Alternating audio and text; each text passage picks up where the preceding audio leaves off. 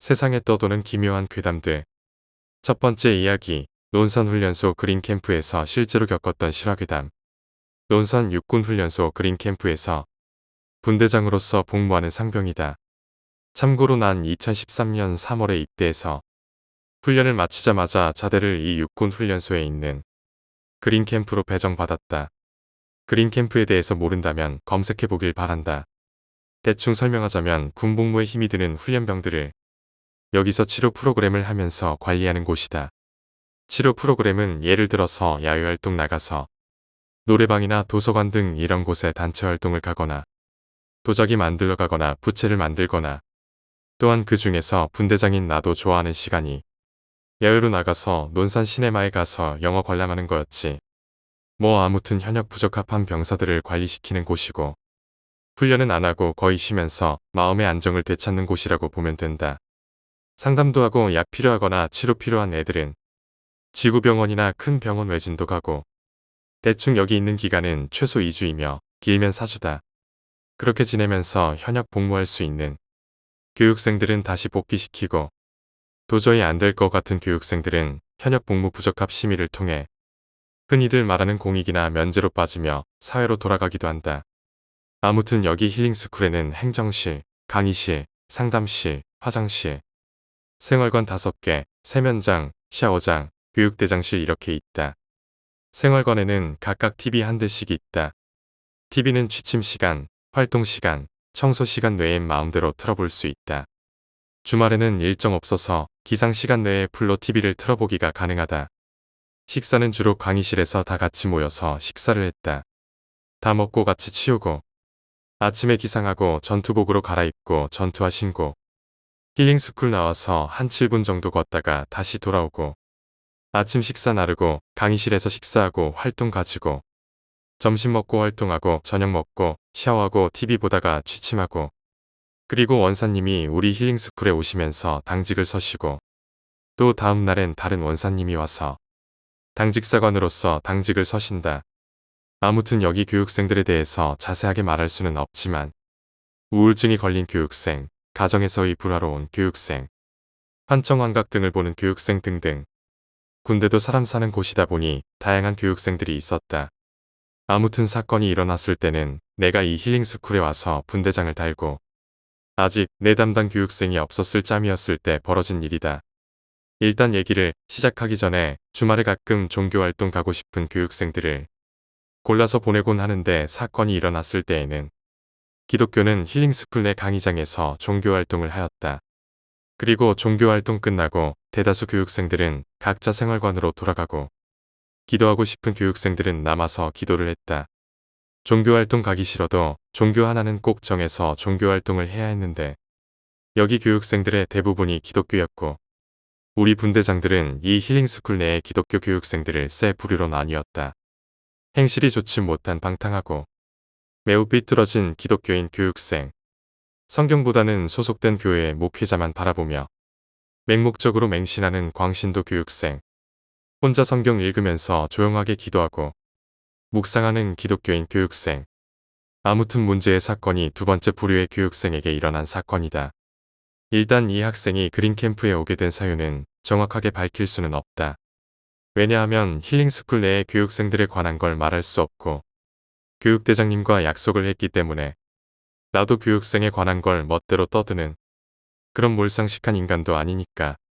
아무튼 이 교육생은 군 입대 전에도 교회를 자주 다녔었는데 이 교육생이 다니던 교회는 제법 큰 교회지만 지나치게 은사에만 집착하고 성경을 이상하게 해석해서 전도한다는 이유에서 이단으로 분류된 적이 있는 교회라고 한다. 물론 이 교육생도 이상하게 은사에 집착하는 교육생이었어. 평소 생활관에서도 다른 교육생들에게 자기 교회 신도는 모두 은사를 받아 방언을 한다면서 자랑해댔고 종교활동에서도 리더를 맡으려고 안달이 났던 녀석이었다. 그러던 어느 날 그 녀석과 다른 교육생 사이에서 말다툼이 벌어졌다. 상대 교육생이 그 녀석에게 이렇게 말했던 게 발단이 되었다. 니 뭐 잘나서 오만하게 굴고 다니냐? 병신 새끼야. 은사가 니 자랑하며 맘대로 써먹으라고. 하느님이 내리는 능력이냐? 니 같은 놈한테 왜 그런 능력을 주냐? 그리고 니 교회 신도들이 한다는 그거 방언 그거. 들어보니까 다 가짜던데. 말하는 거 대충 얼버무려가면서 주절주절 떼는 게 방언이냐 이 병신 새끼야. 최근 들어선 이 교회 뉴스에도 많이 나오더라. 그 말을 들은 문제의 교육생은 그 말의 분을 참지 못하고 길길이 날뛰어서 그날 그 생활관 분대장과 다른 생활관 분대장들이 와서 사태를 수습했었다. 그리고 그날 이후부터 문제의 교육생은 예지, 능력, 치유의 은사 같은 큰 은사를 받고 말겠다면서 하루 일정 다 끝나고 저녁 식사 마치고 강의실로 들어가 테이블에 앉아 기도를 하기 시작했다. 참고로 하루의 일과가 끝나면 청소 시간이 되기 전까지 강의실에 있는 공중전화도 사용할 수 있었다. 뭐 여기 교육생들이 여기서 관리를 받는 입장이니 꼭 어떤 공간에는 교육생들끼리만 있게 하진 않고 반드시 분대장 한 명이 꼭 붙어 있어야 했다. 화장실을 따라갈 때에도 밖에서 기다리고 아무튼 교육생들끼리는 감시받는다며 불평을 하는 듯 했지만 우리 분대장들도 좋아서 이러는 게 아니었다. 하지만 당시에는 분대장이 꼭 붙어 있지 않았었다. 왜냐하면 당시 힐링스쿨 생긴 지 얼마 되지 않아서 힐링스쿨 시스템이 완벽하지가 않았다. 물론 지금도 그렇게 완벽하지는 않다. 그래서 매일 아침마다 분대장과 교육대장님이 회의를 하며 어떤 치료 프로그램을 만들까, 어떤 게 효과가 있을까 하면서 고생을 한다. 아무튼 잡설은 관두고 그 문제의 교육생은 지가 주장하는 방언 같은 걸 중얼거리면서 3일 밤낮으로 시간 날 때마다 그곳에 틀어박혀 나오지를 않았다. 그 문제의 교육생은 처음엔 식음 전폐까지 하려고 했으나 군대에서는 결식은 절대 안 되므로 조금이나마 먹긴 했었다. 공교롭게도 그 강의장에 옆이 내가 있는 생활관이었고 우리 생활관 앞에는 화장실이 있었다. 4일째 되던 날 오후 9시 30분 각자 생활관에서 점호를 마치고 공부하거나 책 읽거나 취침할 준비를 하고 있는데 갑자기 어딘가서 소름 끼치는 괴성이 들려오기 시작했다. 정말 구라안치고 아직도 생생하다. 우리 생활관에 있던 고참 분대장님과 교육생 5명과 나 소름이 돋는 것을 느꼈다. 아니, 다른 사람들은 모르겠지만 난 진짜 소름이 돋았고 그 소리에 귀를 기울이기 시작했다. 뭔가 종이 찢는 듯한 소리가 찌직하고 났고 또 괴성이 들려왔다. 처음엔 어떤 교육생이 큰 소리로 소란을 피우는 거라고 생각해서 다른 고참 분대장이 가서 해결을 할 것이라고 생각하고 그냥 무시를 했다. 그런데 그 소리는 5분 동안 쭉 이어지는 거였다.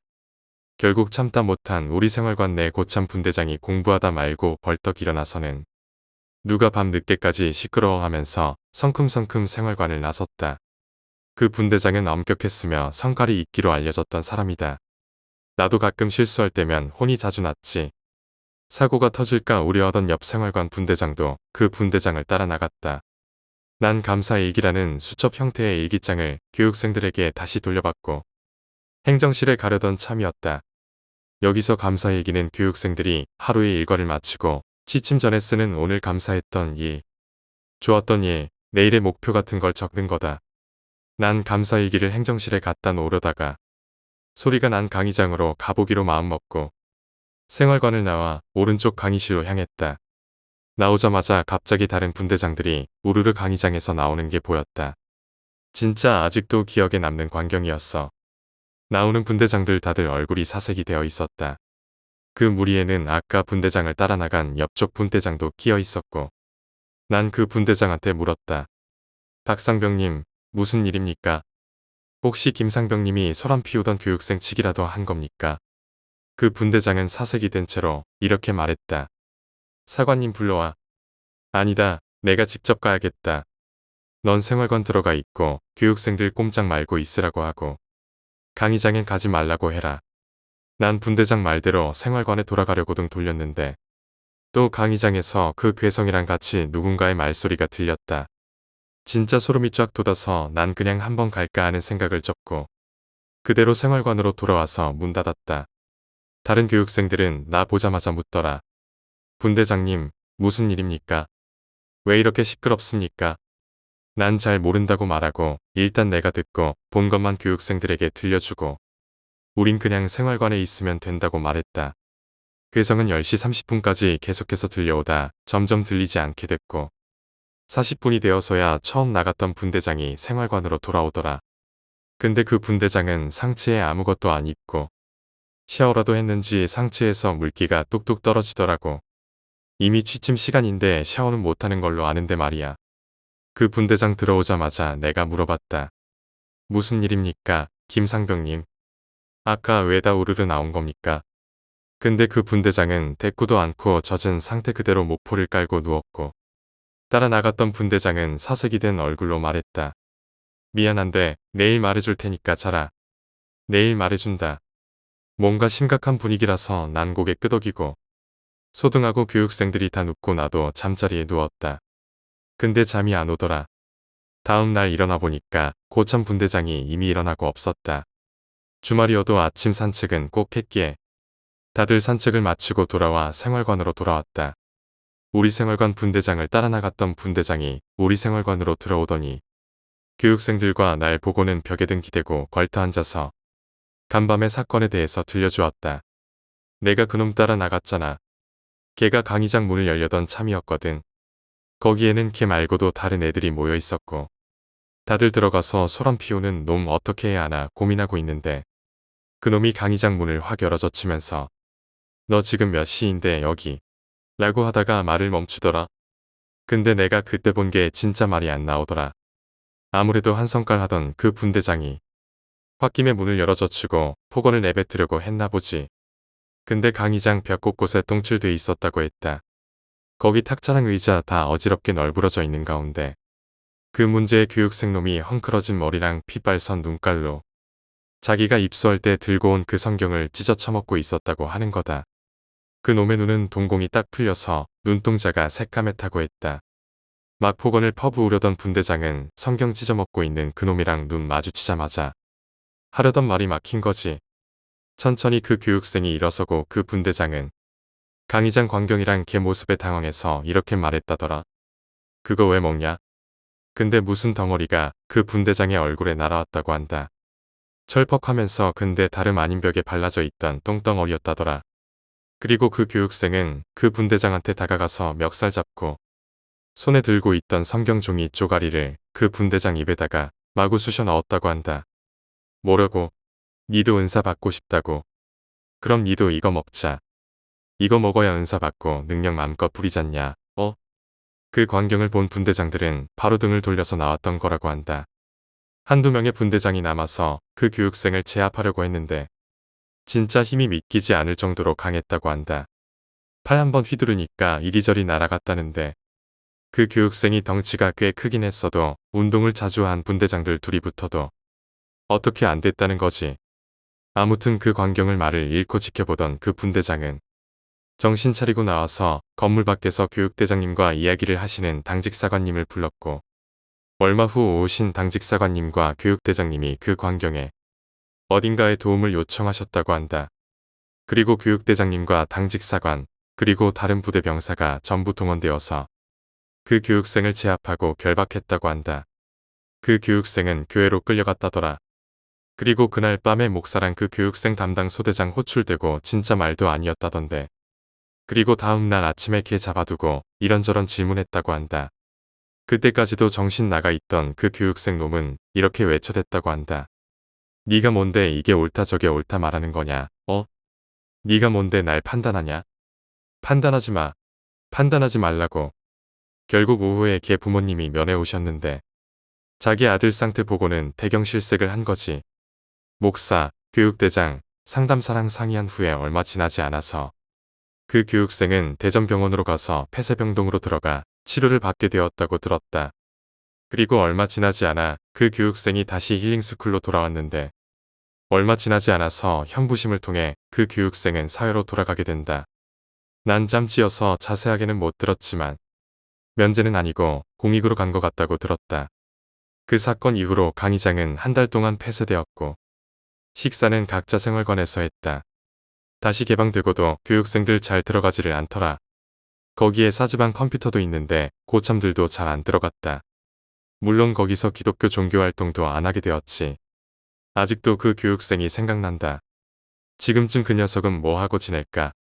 정신병인 건지 귀신이 들렸던 건지 모르겠지만 그 괴성은 아직까지도 선명하게 기억에 남는다. 요약하자면 논산 육군훈련소 그린캠프에서 분대장으로 복무하던 상병이 겪은 사건을 담은 이야기입니다.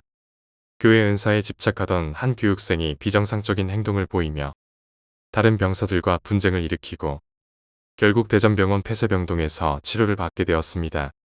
이 사건 이후 강의장은 한 달 동안 폐쇄되었고 교육생들과 고참들은 그 장소를 기피하게 되었습니다. 두 번째 이야기, 조치훈의 실화괴담.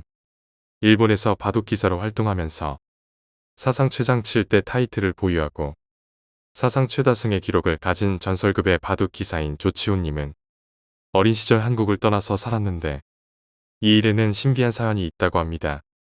조치훈님의 집안은 명가인 풍양 조씨로 조치훈님의 본명은 학렬에 맞게 조풍현이었습니다. 그런데 조치훈님이 5살쯤 됐을 쯤 집안에서 이상한 일이 생겼다고 합니다. 조치훈님이 심한 환영에 시달리다 열병이 났고 이상하게 집안의 가축들도 하나씩 죽어나갔다고 합니다. 아버지는 이 일이 걱정돼서 어린 아들을 데리고 병원도 찾아갔으나 조치훈님의 몸은 더욱더 안 좋아져 갔습니다. 그리고 심지어 조치훈님의 어머니도 병에 시달렸습니다. 결국 아버지는 절에도 찾아가며 종교에 의지했는데 알고 지내던 절의 스님의 소개로 사람의 사주를 잘 본다는 스님을 만났습니다. 그 스님은 집안을 살피며 어린 조치훈님의 사주를 살피더니 아버지에게 넌지시 말을 했습니다. 시주님에게 아들 둘이 있을 팔자인데 아들 하나를 살리고 하나가 죽어야 하며 둘 중 선택을 못하면 셋이 죽습니다. 아버지는 당황해서 저에겐 아들이 풍현이 밖에 없는데요 라고 했고 스님이 혀를 끌끌 차며 말하길 시주님의 부인 몸속에 지금 아들이 있습니다. 이 둘째 아들이 집안 업보가 쌓인 몸이라서 부정한 기운이 일고 이에 집안의 터주신들이 노해서 이런 변괴가 일어나는 겁니다. 그리고 이대로 가면 큰 아드님과 시주님의 부인도 뱃속의 아들까지 셋이 죽을 수도 있습니다. 이렇게 말했습니다. 아버지는 놀라면서 방도가 없냐고 물었고 스님을 몇 번 염주를 돌리며 말하길 지금 아들의 이름을 풍현에서 치훈으로 바꾸고 바다 건너 나라로 가서 살라고 하십시오. 그럼 큰 아드님은 큰 이름을 날리게 되고 부인도 살 것입니다.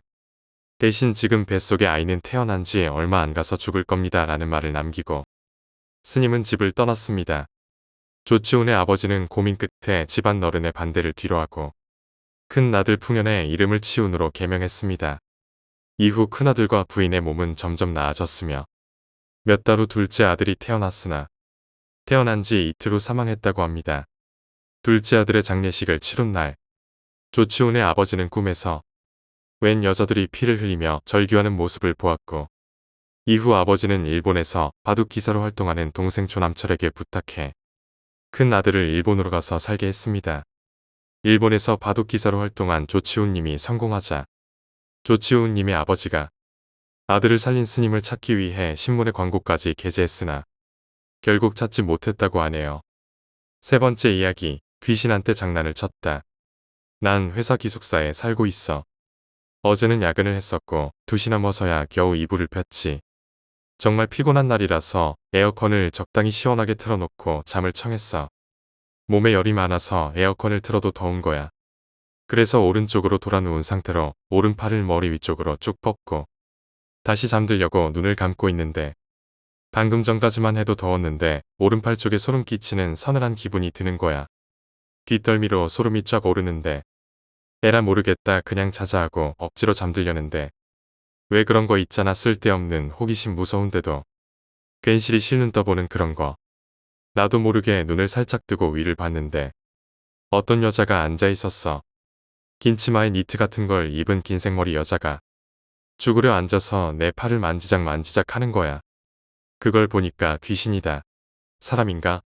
누구지? 라는 생각보단 순간적으로 장난이 치고 싶어졌어. 애들이랑 놀아줄 때 거미가 줄을 타고 올라갑니다 라는 노래를 부르면서 손가락을 벌레 다리 마냥 다닥다닥 움직이면서 벌레가 걸어서 다가가는 흉내를 내는 장난을 종종 치곤 했는데 그걸 하고 싶어진 거야. 갑자기 귀신인지 사람인지 누군지도 모르는 사람한테 말이지. 처음엔 몸이 움직이질 않았는데 장난을 쳐야겠다는 생각이 드니까 몸이 움직이더라고. 그래서 했지 손으로 팍팍팍 하면서 그 여자한테 다가가니까 가만히 있더라. 그래서 다리부터 벌레가 기어 올라가는 것처럼 팍팍팍 하는데 갑자기 내 다리로 달려들더니 왼쪽 발목이를 무는 거야. 순간 놀라서 떨쳐내려고 발버둥 치다가 정신 차려보니 어두운 데서 나 혼자 씩씩대고 있더라고. 그러다가 왠지 무서워져서 머리만 이불 밖에 내놓고 잠들었어. 또 누가 팔다리를 건드릴까봐. 자고 일어났는데 왼쪽 발목이랑 뒤꿈치가 아프더라. 진짜 거짓말 안 하고 좀 시큰시큰하다 해야 하나. 높은 데서 뛰어내린 다음 착지했을 때 그 시큰한 느낌, 그 느낌이 계속 나는 거야. 그래서 쉬는 시간에 올라가서 대접에 소주 한 잔 받아놓고 야밤에 장난쳐서 미안했다고, 반가워서 그랬다고 두 번 절 올리고 내려왔는데 그래도 발은 계속 나쁘네. 그런데 이거 정말 뒤꿈치가 째리한 게 거슬리게 아프네요. 발버둥 치다 땅바닥에 찧었는지 물린데 아프니까 찜찜하긴 하네요. 용서해 줄진 모르겠지만 진심으로, 진짜 진심으로 미안해서 정성을 다해서 사과했으니까 마음 풀었으면 좋겠는데. 네 번째 이야기, 귀신 들린 할머니. 친구의 할머니에게 실제로 일어났던 일입니다. 밤에 들었는데 소름이 끼치더라고요. 아무튼 그 할머니는 나이가 좀 있으신 분이에요. 실제로 뵌 적은 없는데 친구랑 같이 사시고 아무래도 좀 몸이 약하시다고 하네요. 그런데 평소엔 친절하시던 할머니가 어느 날 갑자기 성격이 바뀐 겁니다. 엄청 괴팍해지신 거죠. 할머니 하면서 손을 잡으면 팍 뿌리치고 못되게 구시고 그런 거 있잖아요. 그래서 친구네 가족들은 그냥 나이도 있고 그러시니까 치매기가 있나 했대요.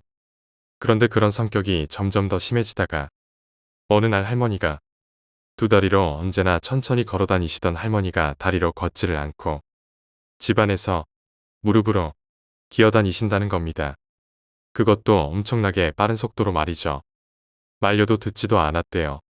무조건 무릎으로만 탁탁탁 거리면서, 그러다가 집 바닥에 뭐가 있어서 무릎에 찍히면 무릎에서 피를 철철 흘리면서도 집안을 그렇게 기어 다녔다고 하네요. 더군다나 힘이 엄청 세져서 집에 있는 나무 의자를 두 손으로 부시질 않나.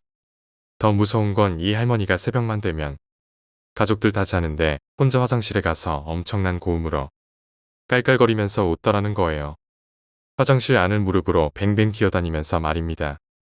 아침에는 쓰러지고 말이죠. 이러기를 며칠, 식구들이 어찌하나 고민하기 시작했죠. 그런데 어느 날 친구가 잠을 자는데 화장실에서 들리던 웃음이 엄청 가까이서 들리더라는 겁니다. 그래서 퍼뜩 잠이 깼는데 할머니가 방 안에서 자기를 쳐다보며 깔깔거리며 웃고 있더라는 거예요. 무릎으로 방 안을 기어다니면서. 친구는 너무 놀라서 소리를 막 지르며 방문을 열려고 했어요. 그 방문이 안에서 밖으로 밀어야 열리는 문이거든요. 근데 아무리 밀어도 도무지 문이 열리지 않더래요. 방 안에선 할머니가 계속 기어다니고 말이죠. 하도 소리를 질러대니까 가족들이 와서 구해줬는데 문을 열 수 없었던 이유가 방문 앞에 냉장고, 식탁, 의자 이런 것들이 한가득 쌓여 있더라는 겁니다. 도대체 누가 가져다 놓은 건지. 사태가 심각해지자 결국 가족들은 무당을 부르기로 했어요. 근데 이 무당이 집에 딱 들어와서 할머니를 보자마자 도망가면서 하는 말이, 내가 모시고 있는 신이랑은 비교도 안 되는 귀신이 붙었어 라면서 뛰쳐나갔대요. 그래서 그 뒤로 생각한 게 퇴마사였죠. 수소문을 해서 퇴마사를 했던 목사님을 모셔왔대요. 그래서 목사님이 할머니를 붙잡고 기도를 하는데 아무 효과가 없더란 겁니다. 그러니까 이 목사님이 자신이 같이 일했던 다른 퇴마사들을 불러 모아서 할머니를 뱅 둘러싸고 릴레이로 기도를 했대요. 그니까 할머니의 몸은 엄청 괴로워하는데 속에 있는 귀신은 나오질 않았대요. 그래서 마지막으로 생각한 것이 성수를 모아오는 거였어요. 그래서 욕조 안에 성수를 다 뿌려넣고 그 안에 할머니를 억지로 밀어 넣었죠. 그러니까 할머니가 괴로워하면서 고음의 여자 목소리로 내일 나갈게 하고 소리를 질렀대요. 그리고 실제로 그 다음날 할머니는 언제 그랬냐는 듯 말짱해졌답니다. 그런데 할머니는 자신에게 벌어진 일을 하나도 기억 못하신대요. 다섯 번째 이야기, 저수지 괴담. 예전에 여자친구랑 펜션으로 놀러 갔을 때 이야기입니다. 분명 호수에 있는 펜션이라고 해서 갔는데 저수지더라고요. 그닥 볼품 없었죠. 게다가 물도 좀 많이 뺐더라고요. 약간 뻘 느낌이 있어서 물 빠져서 노출된 땅도 약간 검은색이고 옅은 미관상으로 별로 좋지 않더라고요. 그래서 그냥 펜션 가서 고기나 구워 먹게 되었습니다.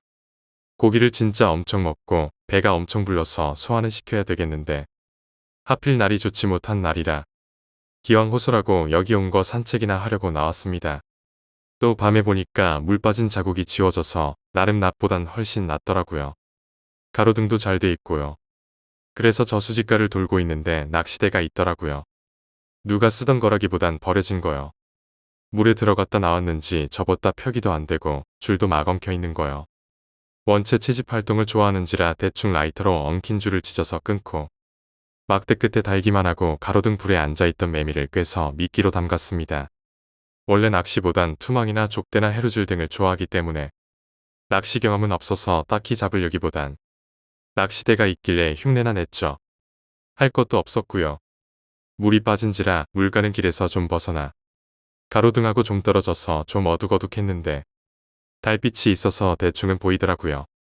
그렇게 담가놓고 여자친구랑 낚시를 빙자한 노가리를 까고 있었는데 뭔가 낚시대를 엄청 세게 당기는 겁니다. 대충 들고 있던 자세로는 안 들릴 정도로요.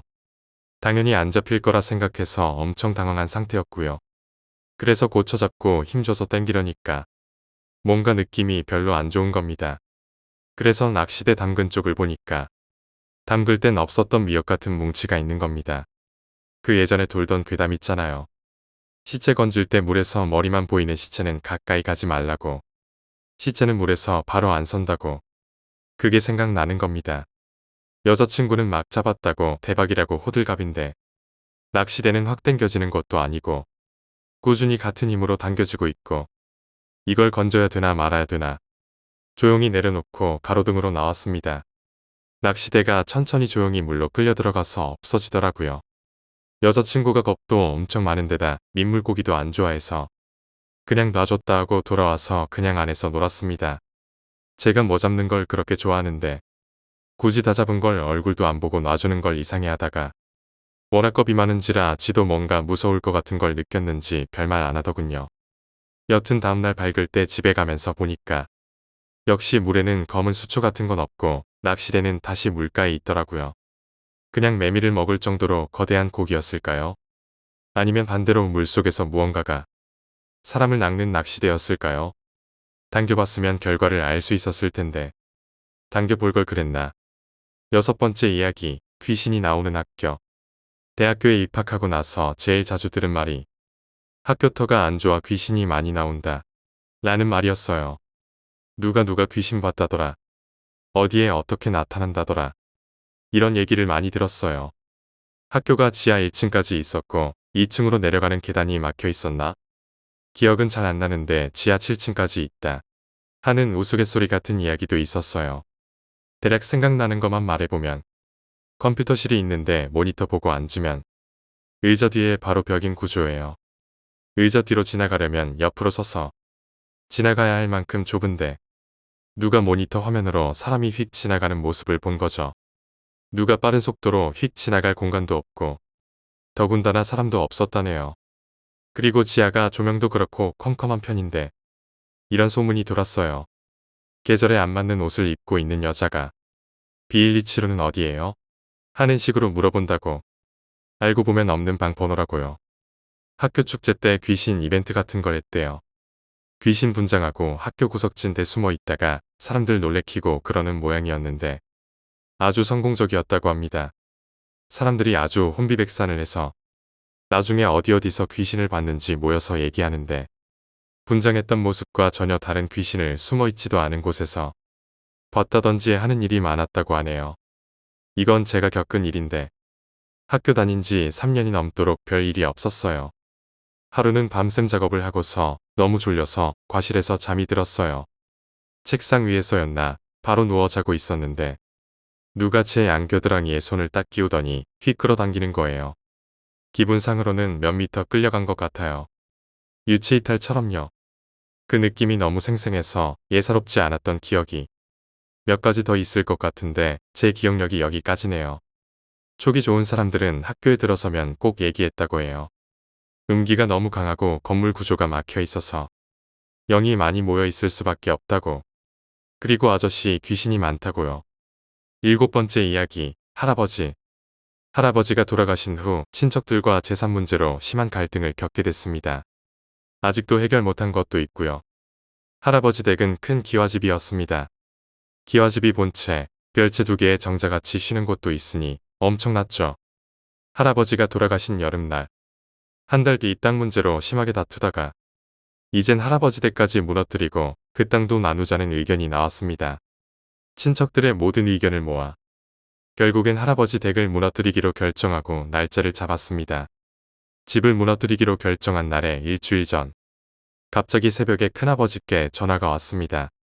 새벽에 무슨 일이냐고 아버지가 전화를 받으셨는데 엄청 긴박한 목소리로 집은 그대로 놔두자 부탁이다. 이건 우리가 해결할 문제가 아니다. 하시면서 끊으셨습니다.